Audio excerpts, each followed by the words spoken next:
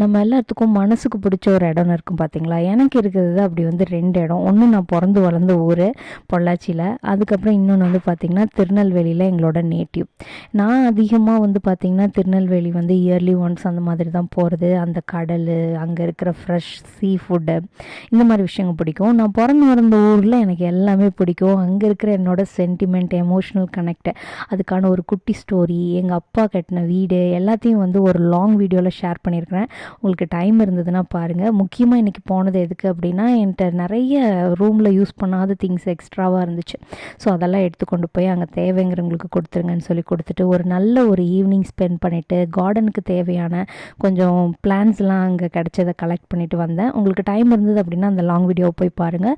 Video பிடிச்சிருந்தால் like பண்ணிடுங்க. அதே மாதிரி மறக்காமல் நம்ம சேனலை சப்ஸ்கிரைப் பண்ணி சப்போர்ட் பண்ணுங்கள். இது வரைக்கும் சப்ஸ்கிரைப் பண்ணி சப்போர்ட் பண்ணிகிட்ருக்க உங்கள் எல்லாத்துக்கும் ரொம்ப ரொம்ப நன்றிங்க. தேங்க்யூ ஃபார் வாட்சிங்.